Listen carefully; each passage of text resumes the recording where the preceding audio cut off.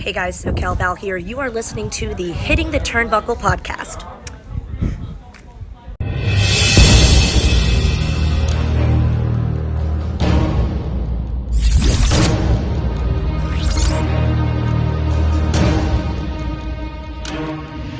Let's go.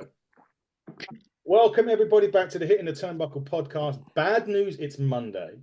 Good news, it's my birthday week. Hallelujah. Celebrating the milestone birthday. They say life begins at 40, and considering I nearly died at 39, maybe it's the right thing, right? Maybe it is right. But anyway, enough about me, more about our guest that we're going to talk a hell of a lot of wrestling with. They're another podcast. It's a collaboration. I've got these names written down, so I'm hoping I do you guys justice. We've got Pretty Deadly Jessie.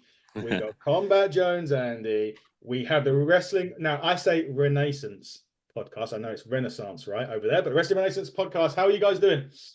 Good. Thanks. Good. Thank you.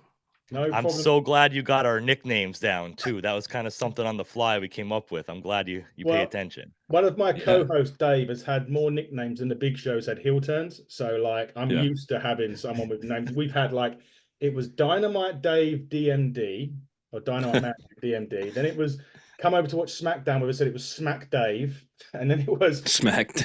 Raw is Robinson because his last name is Robinson, and so yeah, he's had a lot. So you guys having at least one gimmick is fun. I was Adam C. Bebe when Adam called me. Oh, okay. I got you.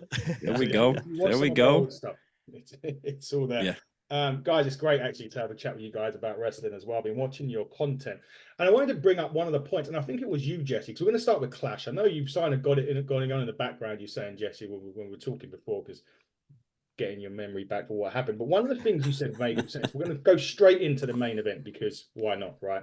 It was the biggest, there's a lot talked about McIntyre, Priest.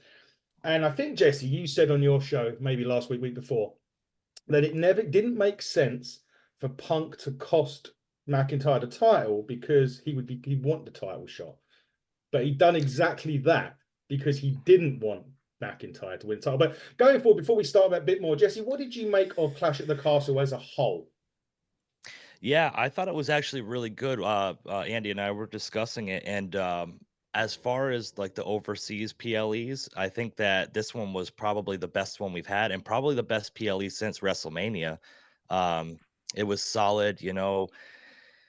There's a contention there with because they were in Scotland and everything, and having 3 of the 5 matches representing someone from Scotland. I can understand like their reasoning behind that, but then at the same time, it was like it's no fault to the performers, but like WWE as a whole almost pandering to that Scotland audience by featuring the Scotland wrestlers. But I thought it was solid. I thought everybody performed well. It was a little bit of a surprise having the I Quit match on first. That kind of surprised me, and but overall I thought it was a great premium live event. Sure. Andy, do you think as a general rule now, these kind of what they call B PLEs, not the big 4, as you say, does it make sense for them to host them outside of the US sort of going forward as a general rule? Yeah, I think so. It definitely, as far as like growing the audience too and being more international, I don't see why you wouldn't, because there's such a big crowd and audience and money out there and different people to pander to, and then just having so many different international wrestlers now these days, being so big, it just makes sense. Why not? Yeah. Do you think that when it goes to Netflix, Andy, next year as well, it would even make more sense for them to do that then? Because obviously Netflix is a global entity, WWE is a global entity. So to put it 2 and 2 together and have a third say, oh, we're going Rio de Janeiro for this event, it would make more sense also next year when they hit Netflix. Yeah, for sure. Because in the post show, Triple H kind of alluded to that a little bit when he spoke on it. Will go to Netflix and it will reach, I don't know, he said like 80% or something, a big percentage of the world right off the bat. So, yeah, absolutely. Makes perfect sense. Jessie, let's talk this Punk McIntyre. I mean, it was, I said, until he's got the Punk shirt on, until you mentioned it on the podcast, I was convinced that Punk was going to cost McIntyre, and it tended to be right. Was that the right call now, looking at it from a storyline perspective, or do you still think that they should have gone with maybe Punk assisting McIntyre so that he gets a title shot? Yeah, I'm not exactly sure. Either way, okay. So we've discussed before on our show, and I actually think that was Andy's take about Maybe. Punk helping Drew win the title. But I think that we've discussed on the show before that that feud is so hot it doesn't need the title. Mm. Like they don't Yeah. need the world heavyweight title to surround that feud for that to draw people in and to draw ratings. Um, Punk is just he's been just synonymous with being amazing on the mic and building his matches. And I think they've kind of lifted the shackles off Drew, as it were, and just let him just kind of go out there and do his thing and let his personality shine. And he's been staying right up with CM Punk, if not surpassing him as far as promos go to build up to this feud, which hopefully, by the way Punk's been looking, hopefully we're thinking SummerSlam. I'm hoping that's kind of where it goes to, but they could ride this all the way to WrestleMania if they wanted to, and maybe put the title on Drew later down the line and lead to WrestleMania. Yeah, Yeah. hopefully. I certainly think so. Andrew, just to touch on Drew, Drew for me is doing his best work ever right now. Absolutely. Well, he has, since, maybe perhaps before WrestleMania. The new contract is locked in, which is great for the WWE, and we'll talk about a bit more about contracts in a brief minute. Okay. You kind of mentioned the maybe going into SummerSlam. What happens? Because obviously Punk's not going to be on Raw tonight, but we're Yeah. expecting Drew to be on one tonight on Raw. Yeah. Yeah. Absolutely. Yeah. He should be going crazy. Like, um, I saw they put out a little video at the end of Clash that it wasn't on TV or the PLE, and him grabbing the refs and grabbing everybody he could and trying to figure out what happened. He grabbed Corey Graves, yoked him up a little bit. So I expect him to be on like a warpath, looking for Punk. Punk, of course, announced he wasn't going to be there, so sure Drew's going to come out and cut one hell of a promo and be fiery and call Punk out. Punk mentioned Drew's wife even in the post show, even a respectful way, but still like got to be careful with that. And then going into SmackDown with Punk being there, I expect hopefully Drew's kind of crash that party a little bit. Yeah, maybe so. Yeah. Jesse, just last thing on Punk before we move on to something else. You mentioned SummerSlam. Is Money in the Bank too early, or do you think it befits more of a SummerSlam just because of the magnitude of the actual feud itself? Yeah, I think SummerSlam would probably be the better place to have it. Maybe I mean you can even slow build it more of Drew McIntyre upset that he didn't win the world title, so having him declare himself in the Money in the Bank ladder match and then have Punk cost him again. Like they can slow burn this right up. But Andy has said it before, and I agree, is that like and Andy's one of the biggest CM Punk fans I've ever met or talked to or whatever. But his take is Punk's gonna get his. Like Punk's gonna get his from Drew Yeah. one of these days. It isn't gonna be one sided. He's gonna turn the wrong corner one of these days, and Drew McIntyre is gonna give him what's coming to him, and that's only gonna fuel the fire more.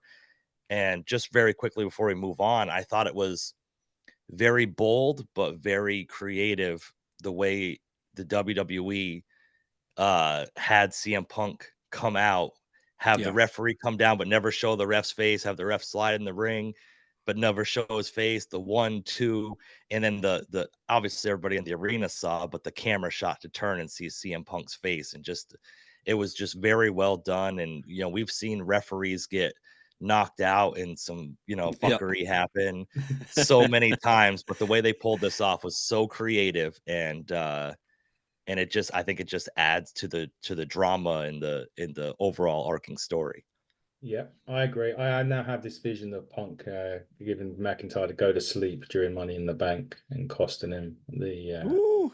the match. Maybe Jey Yeah. Uso wins. I don't know. We'll get on to Money in the Bank though. But Andy, the next Yeah. thing to discuss, and this is something that is going to be interesting going forward tonight, because apparently it is tonight. If you believe everything if you believe all the videos, all the QR codes, everything else, tonight, the night that we're going to at least see the Uncle Howdy faction, or at least it's going to be more prevalent tonight. The last video come out, interestingly, had the word CG written. Mm. A lot of people are saying Chad Gable.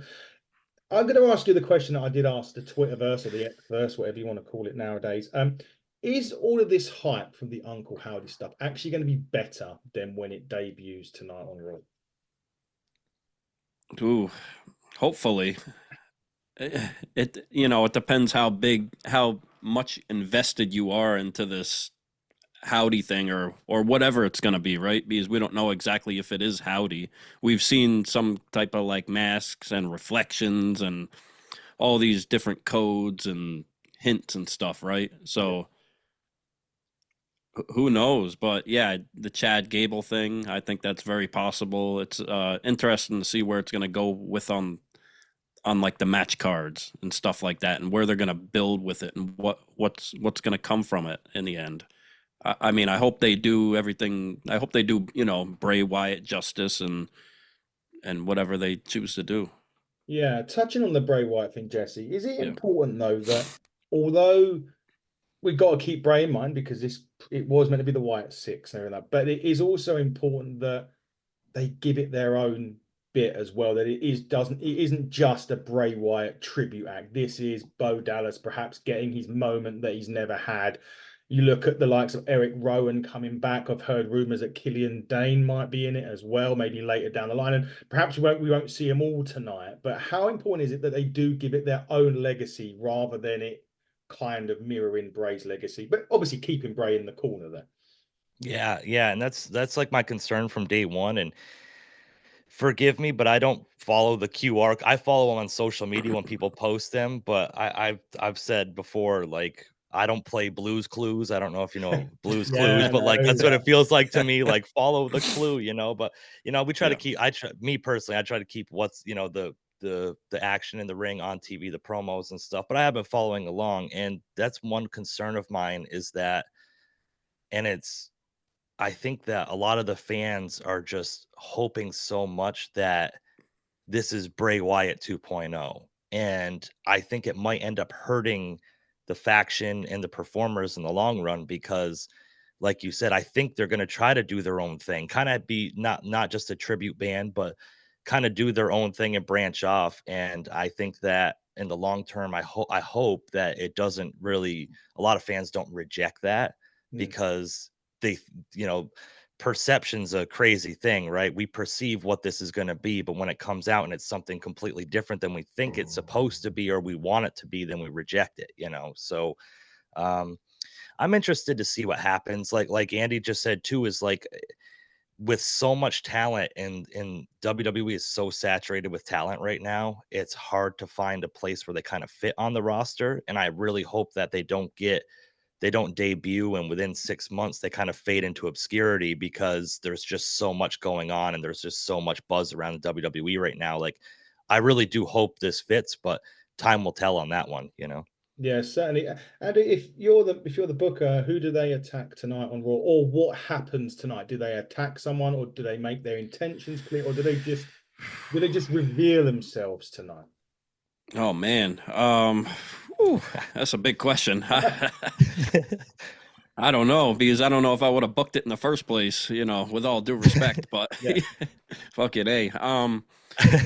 Yeah, yeah, I think I would have them attack somebody, I guess, because it's been such a long build up, right? And people are almost like tired of it at this point. It's like, come on, just get to the meat and the potatoes of it somewhat, right? We need something. So yeah, attack somebody. Everybody thinks it's going to be Chad Gable, but right, Triple H and creative has been so good at kind of switching things up and being unpredictable. So who knows? And as far as like the faction is concerned, like we've seen factions come out and get lost, like in the old creative, and there's been so many bad ones. But now with Triple H taking over and kind of running the show with the other creative, maybe it will be something completely we don't understand or predict or see coming. So I guess I'd have them attack somebody, and you'd think it'd be somebody near more the top of the card, so it means a little more. But you don't want it to necessarily be in like a title shot picture. I would go after like maybe the Judgment Day or something. But it depends how they're trying to be perceived with being heels or baby faces or in between or who even knows if we'll know at this point yet? No, I think I don't know if we will actually. I don't know. Yeah.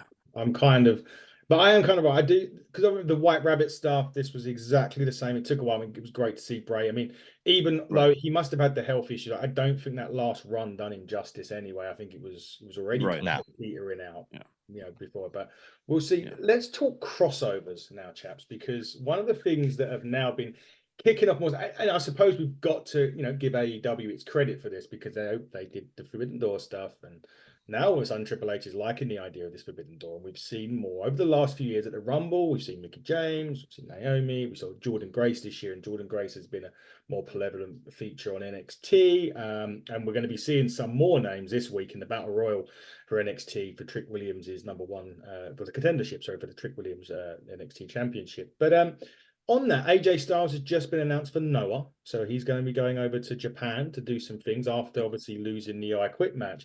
Jesse, with this, is it a case of about damn time that the WWE put that together? Because the matches that we always, we love fantasy booking on things like a podcast. We talk about, oh, if this guy faced this guy, and never think it happened. Now it's got an opportunity for it to happen. Are you excited about the prospect of WWE working with not only TNA, but the talents from Japan? Yeah, and they there was something they did in the early 90s with ECW when they were promoting ECW's first pay-per-view and stuff like that. And I think that was Vince McMahon just trying to kind of help out and whatever. But when WCW died back in 2001, and I hate to date myself for age stuff or whatever, but when all this happened, WWE was the top promotion. And TNA, there's promotions in other countries and stuff, and TNA came about, and they were a force for a while, but let's face it, they didn't hold a candle to WWE for the longest time. So I think it was WWE's initiative to kind of promote themselves as being the only company, and I think this was kind of a slow burn. I do credit AEW and the Forbidden Door for opening this up and talent to cross over to an extent, but this was a slow burn from I credit earlier days of NXT too, because when Shinsuke Nakamura came over and made his debut against Sami Zayn, and Asuka came over, and these were all names that they knew, that wrestling fans knew, and I don't feel like they really tried to hide. They didn't talk about their past and their, how great they were, but everybody knew what they were. Like they had Shinsuke come in as the king of strong style. Well, if you knew what strong style was, you date that, or you tie that to Japan. And so it's kind of been a slow burn. But I think with Triple H, I call him Levesque because he's my buddy, but like I always call him Levesque on our show, and I'm like, he's gonna see it one day and just bury me. But but I think he's more open-minded, and I think he's more 21st century with this booking, and he understands.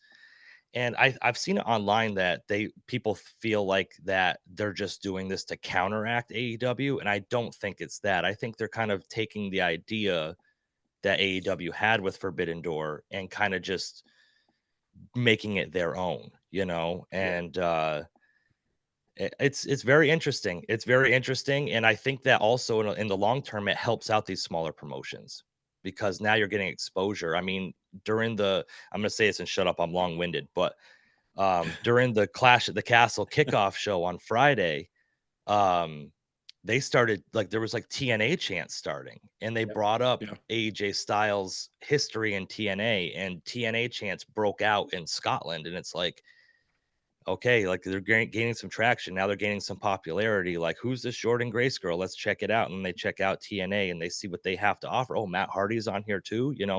Who's this Joe Hendry? I bet everybody in Scotland knows Joe Hendry, but like, so it only helps. They say rising tides raise all ships, and I think it's just helping, and it's also creating this relationship with all these other companies to share talent and expose other talent, and it's only good for everybody.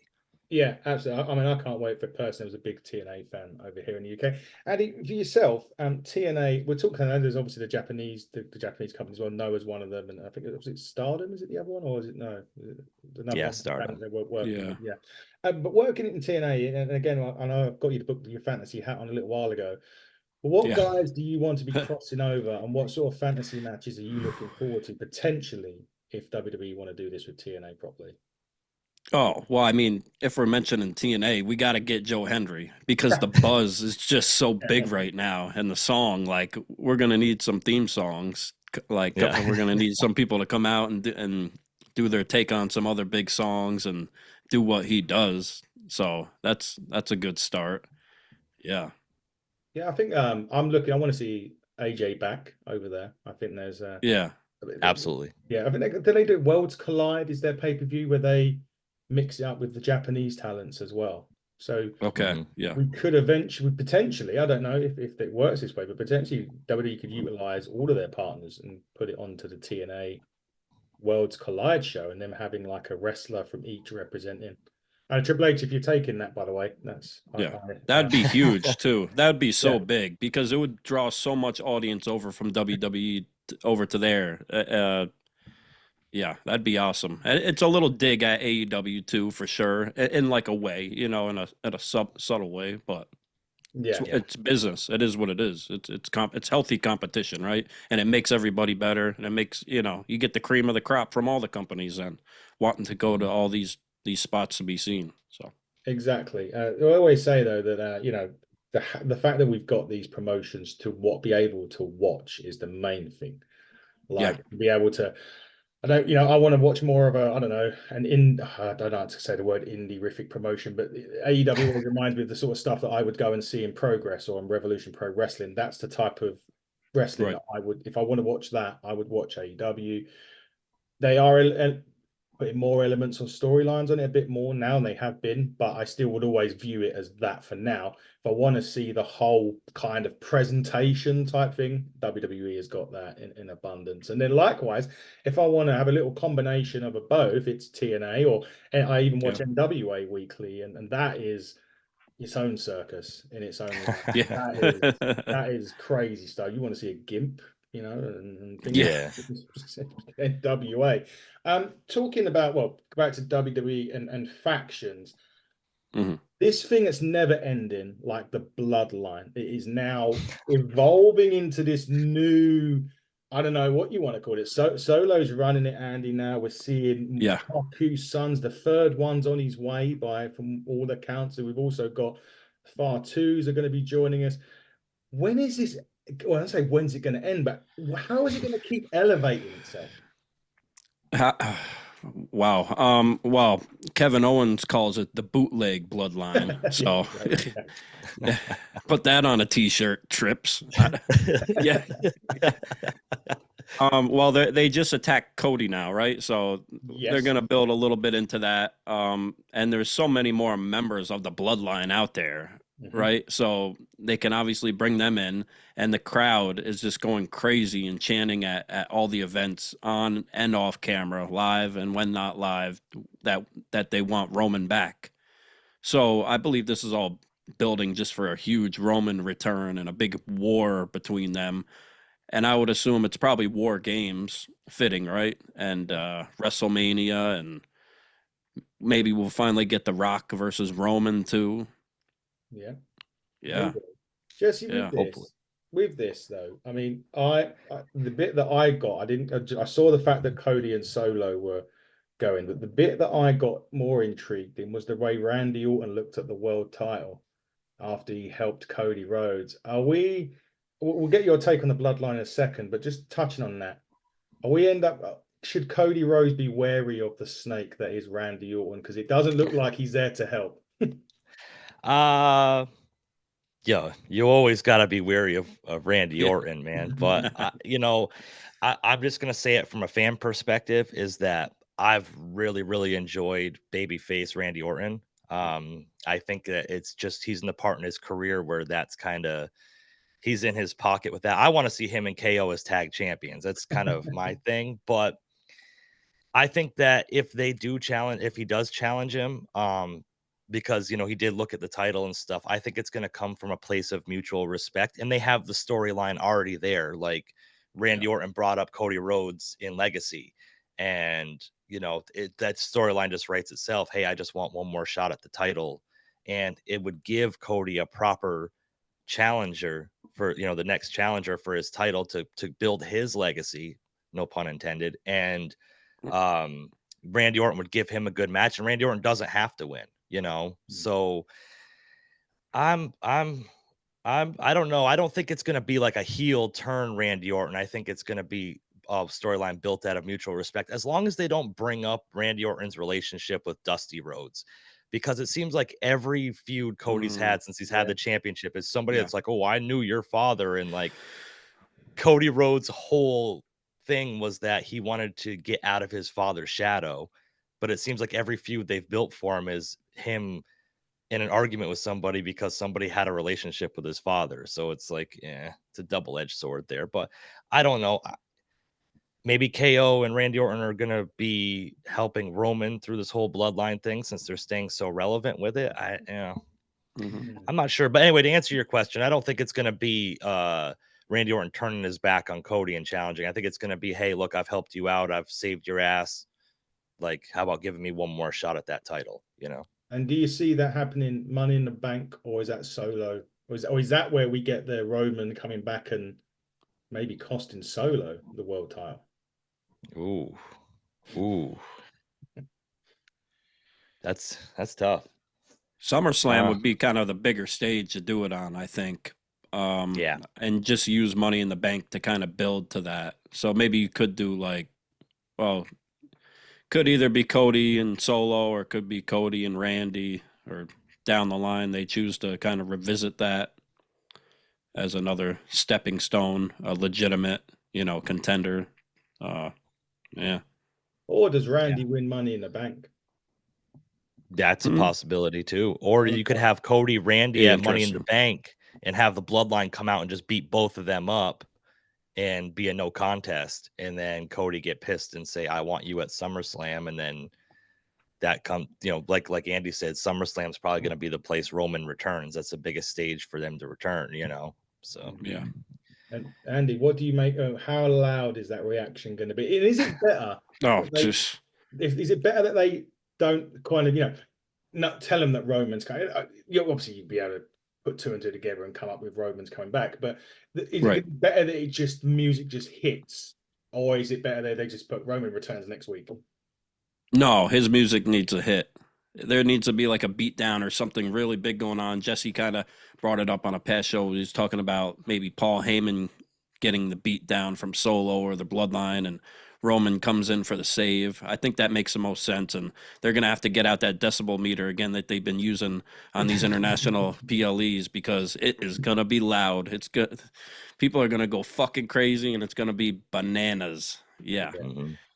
Ultra Roman babyface, bigger than we've ever seen, because he hit his peak with the bloodline of being, like, in my opinion, the best that he's ever been. So when he comes back now, he's going to have all that behind him and have what he kind of lacked before, with the audience kind of being, you know, back and forth on him. So, yeah. Definitely so. I can't wait for him to come back, because I think we need another line. We do need to get continuation of the bloodline story. Definitely now Solo's taking its way. Jesse, in your mind, who's the most logical bet to win Money in the Bank? I know we don't know who's in it yet. I'm bearing in mind qualifiers are tonight. I mean, that's because I think months ahead storylines. I got up to next year's WrestleMania booked in my head.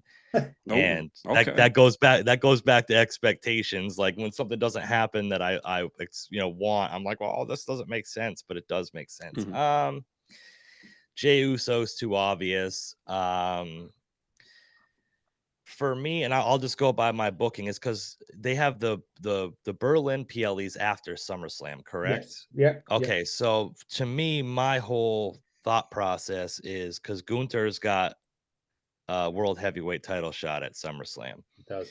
I think Gunther's going to win that. I don't think there's any way that they're not going to have it. And that would set up Ludwig Kaiser winning the Money in the Bank and then having Kaiser versus Gunther in Berlin for the World Heavyweight title. I think that would just be over the top massive. So if you want to say fantasy booking or whatever, that's where I would go with it. I think whoever wins Money in the Bank has to be on Raw. I think they have so much going on with the Undisputed Championship on SmackDown and with the Bloodline and everything else, and SmackDown only being 2 hours. I think that the Money in the Bank needs to stay on Raw. Yeah, no, I agree. Andy, what about you? Do you agree with Ludwig Kaiser, or have you got another name to throw into the mix? I've got Braun Breaker. Yeah, Braun Breaker. Ooh, that's a good one too, because he just comes out of nowhere and just ends people and puts them in the ambulance and smashes them on the windshield. So you never know, right? Yeah. Yeah, Kaiser makes sense. Like Jay makes sense. He's the obvious pick. I don't know where that would go with the story in the future, if that makes sense. But who knows? Maybe Howdy will hack the rope and the briefcase will come right down to him, and it'll be Uncle Howdy with the Money in the Bank, and it'll be Howdy in the Bank, you know.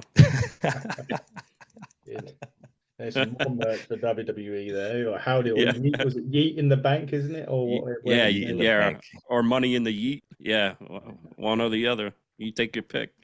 My God. Yeah. Nothing would surprise me. I'm not touching that. And merchandise. Talking of titles, I want to talk quickly US. Logan Paul has held it, and I don't like the guy, but I can't not say that he isn't good in the ring, because he certainly is. But Andy, in your opinion, do they have to pull the trigger on LA Knight now? Do they risk making it? Yeah, that man. Yeah, right there. Do they risk making it too late? Because you hear sometimes with the momentum's there, they don't do it, and then it drops. Do they have to pull the trigger on him now? Is it now or never? I don't know if they necessarily have to now, because it seems like that, like pulling the trigger on him could have happened like a year ago. Yeah. And he was kind of on the build up, and then it kind of led to the thing with Roman, and he lost, of course, which we, pretty much you could see coming that he wasn't going to beat Roman. And Logan that title definitely makes him a little more legitimate, and especially having like a heel with the title, it kind of makes something more for LA Knight to chase. So to give it to him now, it would make sense, because he is at an all-time high, and it's a very good rivalry. But I think they also have a lot more story that they can tell with these two guys. So I don't know if they have to do it right this minute, but it would be a great lead to, even if it goes to maybe WrestleMania and a long-term type of thing, or even just a few more PLEs down the line. Yeah. But I don't think LA Knight is going to kind of lose that buzz. As long as they keep them relevant with certain guys, the crowd loves them regardless. They love the song. The merch is selling for him. Everything's going for him still. So, and he just has that it factor that we talk about. So not necessarily, but you couldn't be mad at it if it happens. Yeah, definitely. So, Jesse, is that something you agree? Would you put the title on LA Knight? Do you think now is the time to capitalize on the momentum, on the shirt? Because if you're making WWE money, you're doing something right, which is what they obviously enjoy. But is it for you now the time to do it for him? One word answer. Yeah. No, I don't know. So I think that like Andy had said, don't do it right away. I think this build to it. Logan Paul has had a history of a little bit of fuckery to win matches. So have something like that happen and continue it and slow burn it. And LA Knight's going to stay relevant. Like Eli Drake is going to stay irrelevant, and he's always had it, and I used to watch him. You mentioned NWA. I used to watch him back in NWA and was just so enamored by him, and I'm so glad he's getting his flowers, and he didn't fall off after the feud with Roman. So right. I think he's going to get the US title. That's where they are going with this. But when they're finally going to pull the trigger on it, I hope it's not too late. But I think he has enough draw and enough power and enough backing behind him that as long as they don't wait 2 years for it, I think that the crowd's going to be behind it. And the pop when he finally wins the title in WWE is going to be phenomenal. Yeah, I think SummerSlam. I think maybe they do, as you say, screwy. If they do it, if they do it at Money in the Bank, it'll be a screwy finish or something along those lines, and then perhaps they'll wait until one of the big four, as I like to call them, for it to happen, because he deserves it to happen on a big night. And yes, I remember Eli Drake, and I do wonder whether we'll see Eli Drake back in TNA at some point along the line. The Slammiversary, maybe him and Joe Hendry together. There you go. That'd be cool. That'd be cool. That'd be cool. That would be really good. I want to go back to Cody a minute, Andy, on this one, because one of the questions that I posed out recently, and kind of one I agree with, is the booking of him. And I don't know about him. Could he be a good case of a better chaser than champion? Yeah, that makes sense. It's definitely. I've seen some things online because I'm all into the gossip and looking into all this type of crazy stuff. But from what I've seen, the numbers have kind of dipped a little bit, and allegedly some of the people in the company or the company that owns WWE now has seen the numbers go down a little bit, so they're not kind of as happy with how the turnout has been with him being the champion. And if you ask Eric Bischoff or Kevin Nash, they'll tell you that it's always better for the babyface to chase the title.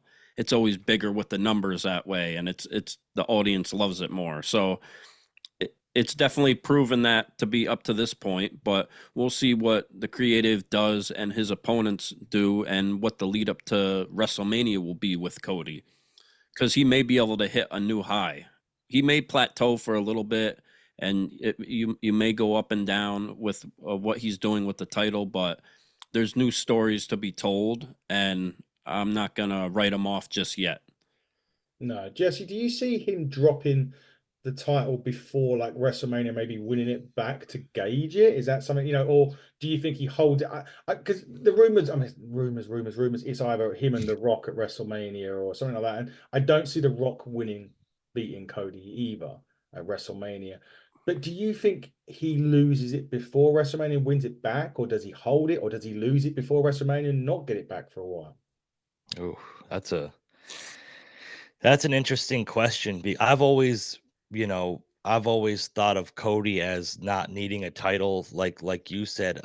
His chase is what's so interesting. Even back in AEW when he was chasing the world heavyweight title from Chris Jericho, and it's always the chase for him, right? And to get the title that his dad never had. And I mentioned before, I never liked the moniker "finish the story," because you're not finishing the story continues, and then they stole that from me and they put it on TV, so I need some money for that. But I don't know. I think honestly, I'll just give you my opinion on it. I think Roman Rock has more money to be made at WrestleMania than Cody Rock. Slow burn that who's the true head of the table, and then bring that out to next year's WrestleMania. I think, and I exemplify that with when they won the tag match at last year's WrestleMania, and they both walked out with the titles over their shoulders, walking out together. It's like, it leaves you that question: who is the true head of the table here? Who really was behind?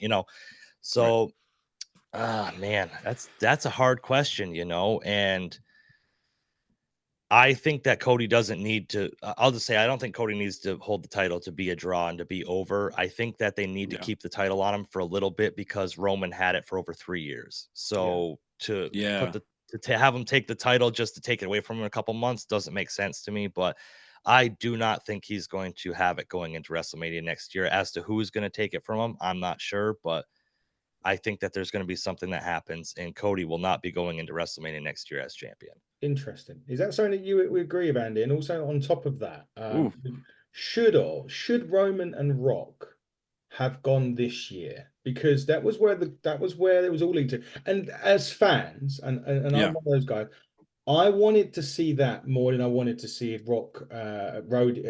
Cody and Roman too. That was my thing. Really? Yeah, the way I saw it was because obviously we Yeah. don't know the politics. We don't know if they did make a change, the rumors, all this stuff. They have to Right. make a change, the crowd.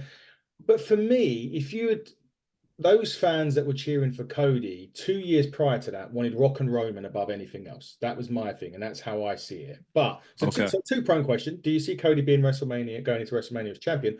And would you have rather have seen Rock and Roman headline this year's WrestleMania instead of Roman Cody too? Okay, so there's kind of different like dimensions to that question. To see, yes, I would like to see Cody go. I do see him going into WrestleMania as the champion because he kind of left champion and he chased it so long to get Yeah. to WrestleMania those couple years, and then showed up as to WrestleMania from at his debut, right, from AEW. So I do see him. I think he deserves to go into a WrestleMania as the champion. Whether he leaves as champion this time, well, for the first time he goes in, I don't know. But I think it would be good to have him go in as champion. I don't know who his opponent would be. That's a whole nother, can of worms to open up. And Rock and Roman, I thought it would have been good. I think that's what the company wanted, but it's not what the people wanted for the most part. I think, especially with the story of the bloodline and Cody and everything else, and you had to finish the story because if that would have been drawn out, that could have gone stale in a way too for Cody. Um, Rock and Roman would have been good, but I didn't want them facing each other at WrestleMania for one reason is if Roman still had the title. Because I just didn't see Rock winning the title and being like that full-time champion or something. So I thought it would have just been predictable in that sense. I do want to see them fight. Who knows? Maybe it'll be on the first episode of Netflix WWE Raw, or maybe that would be Cody and Rock or something. But yeah, I just felt it would have been a little more predictable for Roman and Rock to face at this past WrestleMania. Interesting. I see Cody losing the belt on the first Raw of the Netflix era. That's where I see it. Yeah. I think they're going to do Who something. do you see him losing to? No, I can't because he's on SmackDown, so that's totally irrelevant. That's stupid Oh, question. yeah. What a mistake. What a rookie mistake. They're gonna Um, switch him again. yeah, They don't gonna have care another about draft. brands. Yeah. They don't Well, care about brands. exactly, and they could easily do a swap, right? There's nothing to say that they wouldn't do it. But that was Right. going to be my prediction, but I'm going to change that now. I don't know. Probably does now. I think I would like to see the Money in the Bank winner cash in on him and Cody lose it that way. I don't know because Yeah. build up another chase for him. He could win it back and stuff like that. But Be yeah, unpredictable too. yeah, and it kind of You just wouldn't blows see my that coming. No, and it blows my idea anyway of him losing it on the first Raw of the Netflix era. So I will Be leave that. cool. Yeah, it would Yeah. be cool. Yeah, it would have been. But we'll see. See, I'm interested in WrestleMania 41, another big one. And your thoughts, both of you guys, 2-day events on these pay-per-views. How long before the Rumble's next? Oh God.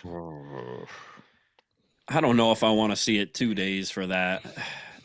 Because it's built off being the Royal Rumble, and that's like the biggest match of it, right? These other ones are built off all other matches. Royal Rumble's a Royal Rumble, then you get a few special matches, sprinkles on top, if you will. But when are they going to stop with this 2-night thing? Like, is it just going to be the 4 that they're going to lead to? That is 2 nights. Like, Yeah. I understand they want to draw more money and they can bring in more crowd and have more matches, but at what point does it water it down and make it, less of a big stage, having it 2 nights every night? Because everybody wants to be on the second night. Second night just seems bigger, right? So. Yeah, definitely. Jess, what about you? Do you think it's going to happen? Are they going to put more of these? As you said, is it going to be the big 4 that stay 2 nights? Yeah, that's I hope not. Like we have jobs and stuff. You know what I mean? Yeah. It's like it's nice for them, but it's like, okay, sounds good. And like I have weekends off, and like to tell my wife, hey, listen, I'm not only watching a 4.5-hour pay-per-view on PLE, I'm sorry, on Saturday, but I'm also watching one on Sunday too. So just letting you know, you'll see me sometime next weekend. But like I don't know. It's the only way I would see that is if they did the women's rumble on one night and the men's rumble on the next night. That's what, yeah. And That's smart. if you Okay. and if you did that, it would only they're playing with fire there because okay, so just say and I'm not trying to sound any sort of way, but just say Saturday night starts out and they said, oh, the women's rumble is tonight, the men's rumble is tomorrow. Are they gonna, or vice versa, I'll play devil's advocate. Are they gonna lose a bunch of viewers if they're like, the men's rumble ain't on until tomorrow, so I'm just not gonna watch tonight, I'll just check the results, so We're I gonna don't put all the want women's matches on Saturday, Saturday, and all the men's matches on Sunday.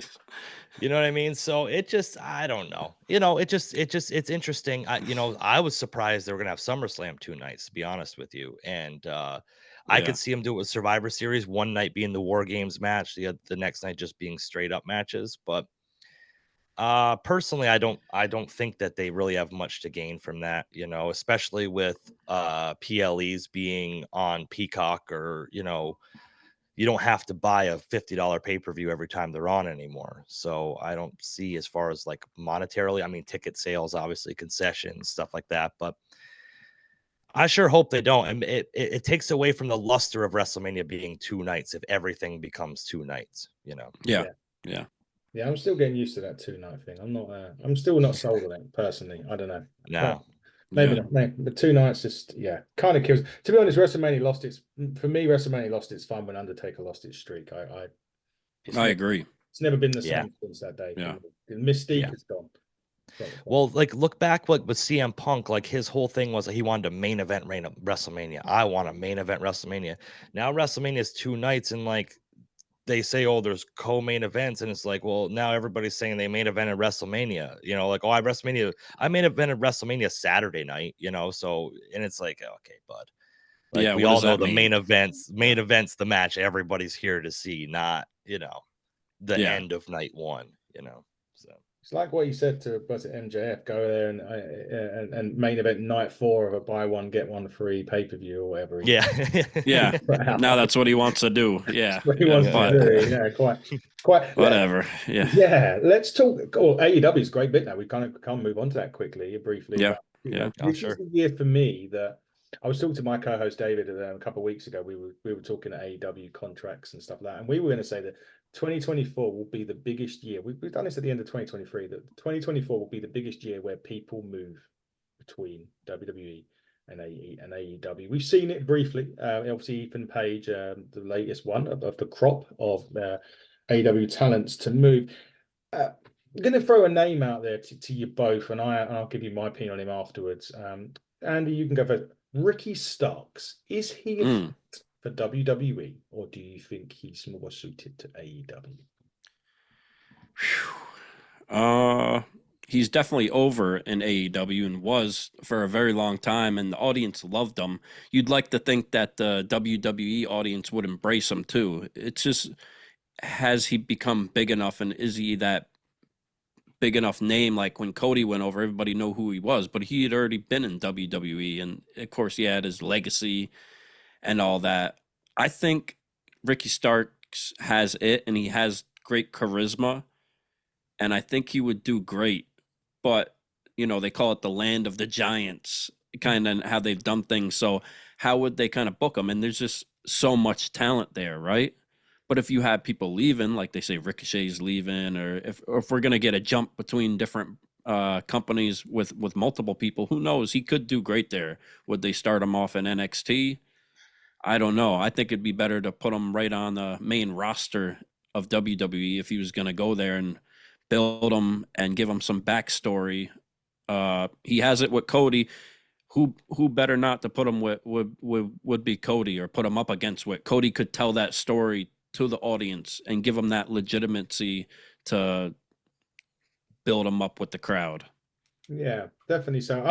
I don't know. For me, I don't personally. I think I've said it all. I don't think I can't see him doing anything in WWE. I don't know. Okay. Yeah. I don't know. I could be wrong on that. And journalist, I was the guy that said CM Punk would never return to WWE. So what right. do I know? I didn't see it coming. Yeah.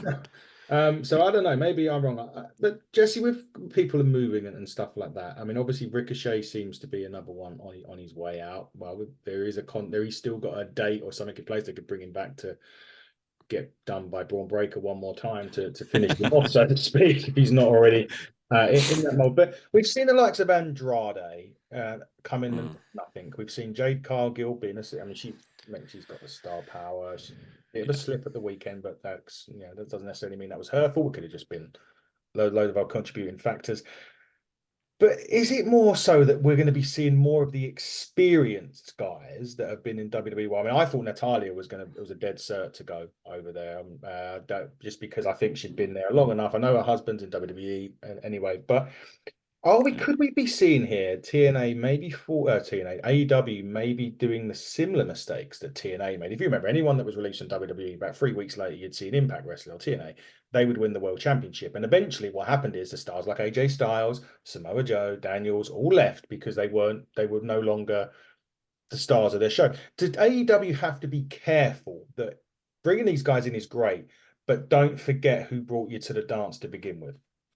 Absolutely, absolutely, and that's something that I've brought up before. And my point of contention, we talked about Forbidden Door earlier, and it's to the point where like the Forbidden Door pay per view, like what does it mean anymore? Because on a weekly basis on AEW Dynamite, we have wrestlers from CMLL come on and wrestle. Yeah. We have wrestlers from New Japan show up. We have all of these different guys coming in and crossing over to where the mystique of the Forbidden Door pay-per-view is kind of lost its luster now because everybody just crosses over to begin with. But as far as that goes, I thought Natalia would have been great with this Owen Hart tournament coming up, having Natalia come over, even if she didn't sign a contract, just come over just to be part of the tournament. But yeah, I think that what happens is again with what I talked about, WWE is oversaturation. These guys come over, and now all of a sudden they get put in stables that don't make sense. They get put in storylines that don't make sense. They get lost in the shuffle. They get pushed to the back. And AEW they got Dynamite, as their flagship. I mean, Rampage, but who really watches Rampage on the grand scheme? And then Collision. So really, essentially, they have 2 to 4 hours of TV time a week, and we got to eat up 15 to 20 minutes of that TV time for TV time with Chris Jericho. So like, is anybody really, like you have to look at it from your character and your legacy's perspective. But a lot of wrestlers these days, I think, look at it from their paychecks perspective. Oh, I only got to appear once a month on TV for a 15-minute segment and I can collect 6 figures. Sure. Give me the clown makeup and nose. I'll do whatever you want me to do, So it's difficult. And then you have the what we call on our show the AEW faithful that will praise anything AEW and not criticize no matter what, that will sit there and bash all of these WWE talents when they're in WWE. They're terrible. They don't tell good stories. They're not good performers. But as soon as AEW signs them, oh my God, dream matches, legends. Oh, these guys, they're going to do great. Oh my goodness. Like we saw recently with Finn Balor, all these AEW people. Oh my God, Prince Devitt's coming over. Oh my goodness. And I hope that was his name. But, and then he re-signs with WWE, then everybody's like, oh, he was trash anyway. We don't want him over here, and it's like, okay, but definitely so. But it's interesting. Yeah, it is interesting. Do you agree with that though? That AEW, you've got to remember the guys like, I mean, we're seeing them now more. Right. Jack Perry and people like that, the people that were there at the start. I mean, listen, Jack Perry right now, maybe CM Punk has maybe made that career bigger than what it ever would have been, just because of that storyline, as for whatever happened at All In or Brawl In 2, or whatever you want to call it. But they've got to be important that they keep the people like the Kenny Omega when he returns, the Young Bucks, the spine of the company that got them there. They need to stick with, even if they bring in these talents in, because those are the guys that eventually they could go to WWE, and it could be like when AJ went to WWE, or it could even be if you go back to WCW days when one of the big stars would jump over, because they've got to keep that base there and with them. Because if a big AEW guy or a founder of an AEW guy, even like the Young Bucks, you probably wouldn't see that with Punk there, but if they were to move over, that's a massive thing for the WWE as well, and you can bet that they would eat them up over that. Oh yeah, for sure. If you had some of these huge guys jump to WWE, especially like Kenny Omega or any of those binding pieces or the 4 pillars that brought WWE so much trouble at some point with AEW being there. It's not going to look good. It's not going to be good at all. If AEW doesn't necessarily need all those people, if their numbers are going to rise and if they're able to bring their company to a new level and keep progressing and building, because at some point that's what they're going to have to do anyways. You're not going to have all these guys forever anyways. So you got to kind of move into a new way with the company that makes it greater and isn't going downhill, that's going uphill and becoming even bigger and bigger, right? How long can you really last just kind of being on a slow decline or just staying kind of with a niche audience? Definitely. Jesse, Yeah. AEW TV deals are coming up. Now, we don't know what the deal is here. I mean, obviously, there's talk of TBS or whatever it is losing, or one of the big losing the, I think it's basketball rights, I think it is. Yeah, TNT, yep. TNT, sorry, Yeah. losing the big bar, which is going to be a mega blow to even and that could even blow up AEW in a sense, because, or do Yeah. they then shift their focus and make a big play for AEW because they've lost something as big as the NBA? I think if the ratings, and I talk about ratings a lot, and I think that with the ratings that they don't so necessarily, okay, so what it is I try not to focus on the numbers too much, but I think people say like the numbers don't matter, and they do matter, because if your show isn't driving numbers and creating revenue for the company, then it's not gonna make money, and they don't want to re-up. So I think if AEW's numbers were doing great, but going back to what you said before about the core audience or the core group of people that brought AEW to the dance, if you look at it, they've signed all these new wrestlers and all these new stars, and their ratings are lower than when they just had a bunch of indie talent on there. So it's like, Yeah. are these guys really drawing star power? But I don't think that it's going to draw up the number. The way that the TV's going with streaming services, we talked about WWE going to Netflix and things like that. I think it would be best off for AEW to be on some sort of streaming networks, on a Max or on a thing like that, to draw their numbers that way. First of all, so people weren't so enamored with the numbers. Second of all, they had a set production money and money for production and distribution and stuff like that. And it wouldn't be the sole focus on, oh, they only got 600,000 viewers this week. Well, it was up against the NBA finals. So, it's like, well, all these other shows go up against the NBA finals. But the funny thing is, over in America, AEW gets led in on TV by The Big Bang Theory. And The Big Bang Theory draws more numbers, a higher rating than AEW does. So I said, at the end of the day, why wouldn't TBS just continue to just air Big Bang Theory episodes, because they're getting more viewers on their show than a weekly wrestling show, And I think that all boils down to, as much as Tony Khan wants to be the alternative, I think at some point he has to kind of play ball and make his show TV friendly, or even just made for TV wrestling, and not that indie style, hardcore style that he's just so enamored with. I think he kind of has to, put his ego down a little bit and realize, for his company to grow, they have to kind of play ball in that sense, which I'm not saying completely water it down, but just kind of cross over a little bit. Yeah. Definitely. Get rid of it all. Get rid of it so I don't have to buy cable TV anymore. Let's get it all off cable TV.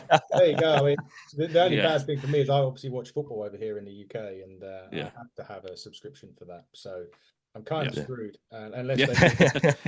unless they make a football version of Netflix or something like that, where I could do it that way. But otherwise, I mean, Netflix would be home for. I was hoping that they would there's a channel over here, BT or TNT Sports now. It was BT Sports, now TNT Sports, that home the WWE until next year when it goes to Netflix. And I was kind of hoping that football would say it's moving away from TNT, and I'd be like, right, well, I'm moving away from TNT. Yeah. Because I don't need to. I need to. Before we start wrapping up, I want to have a little bit of fun with you guys. I want to talk about if you've ever met wrestlers before. and a story or any story that you will always remember from a meeting of a wrestler or an even event that you've gone to. Andy, go. Yeah. I can't say I've really met any big wrestlers, I believe. Uh, Going back to childhood, I don't know. But for my 8th birthday, I went to a big show that was in Burlington, Vermont. That was one of my great memories from growing up. It was actually a house show for WWF, but all the great guys were there. Owen Hart was tagging with Yokozuna. Bret Hart was there. The Undertaker was there. Kane was there as Isaac Yankem, Oh, DDS. yeah. Yeah. Yes. The Smoking Guns. Like, it just uh, shaped and put me on that path to love wrestling forever and get me into it, especially when you've seen it in person. Uh, Bought the Bret Hart glasses, like every kid wanted, wore 'em to school the next day. The coolest kid in school, so yeah, just a big moment. And then, a big moment that growing up watching wrestling, getting into it, of course, I wanted to wrestle, right? We all wanted to wrestle. So I sign up for wrestling in school, in elementary school, and I go in and I see the mat and there's no wrestling ring, and I'm asking the guy, I'm like, where's the wrestling ring? When are we going to learn how to do like clotheslines and all this? And they're like, oh, it's not that type of wrestling. I'm like, oh man. So that didn't last long. Yeah. Yeah. Go on, Jesse, you'll go. Yeah, so I went to like a house show. See, we grew up in like rural, like we Yep. say we live in New York and everybody thinks New York City, but we grew up in like small town 45 minutes from Yep. Canada, like New York, Got it. and Yep. so I went to a house show in Plattsburgh, New York, as a child, and I was really excited about that. But later on down the line, so in Amsterdam, New York, they had what was the Pro Wrestling Hall of Fame. And my brother found out about it reading the Million Dollar Man's autobiography.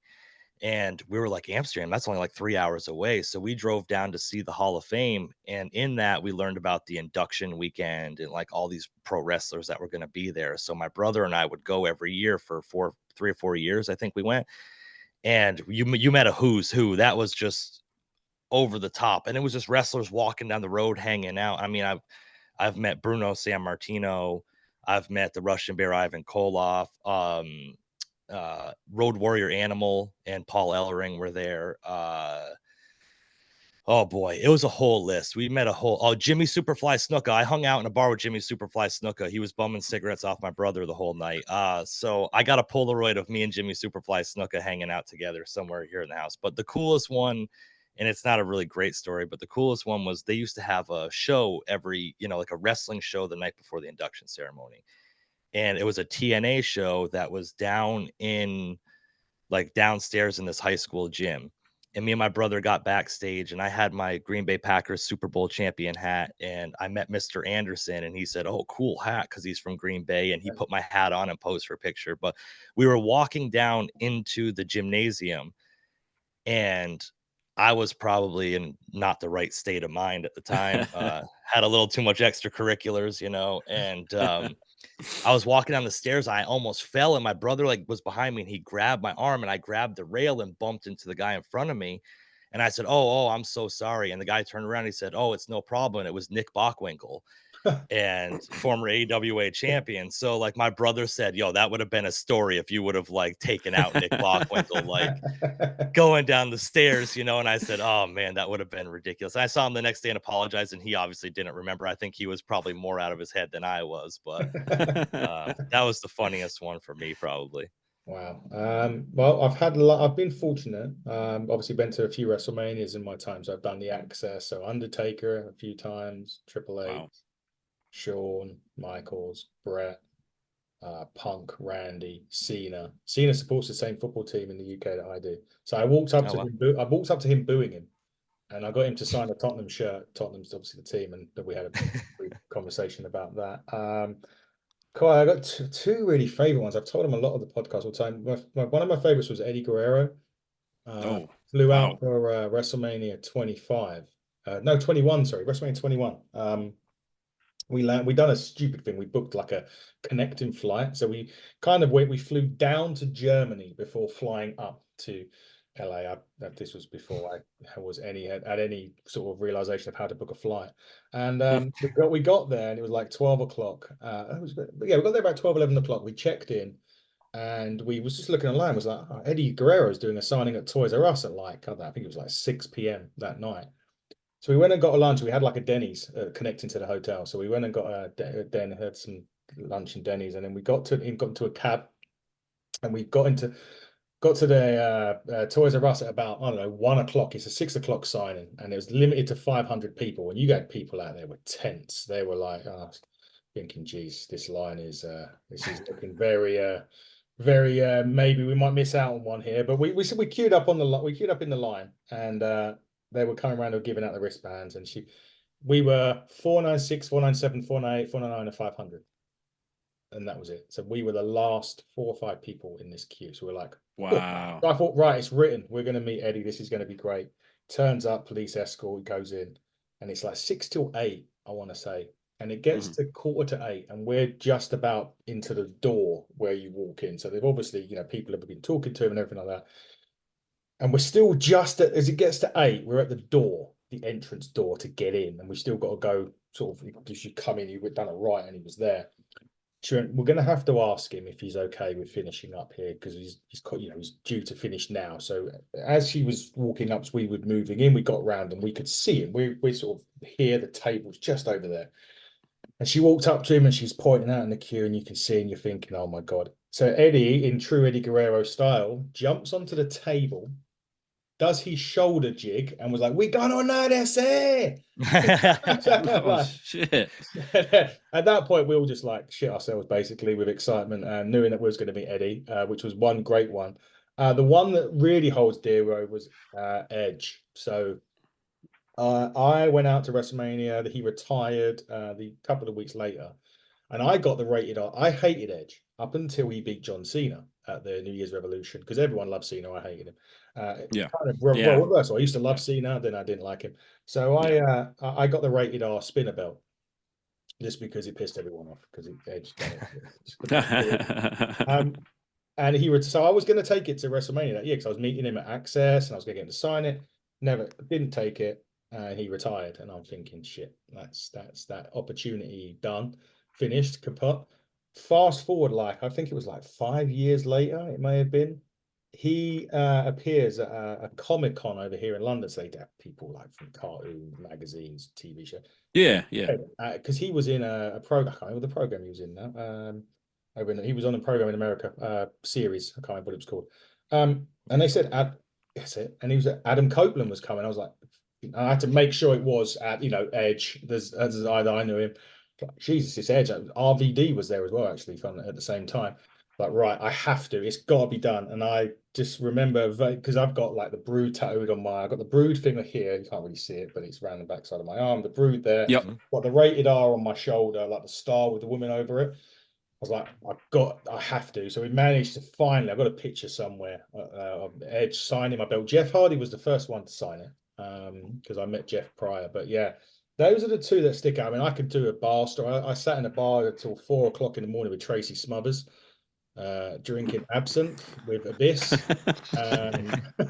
It's like, yeah, missed my train home. Had to pay another ticket to get home from like the north of the UK back down to London. So that was like, so we used to go to these little shows over here. Like there was like AJ Styles just as he signed for TNA, and he come over. He was him, Joe, Abyss, Smothers was there, and we was just sitting. We were sitting in the hotel lobby.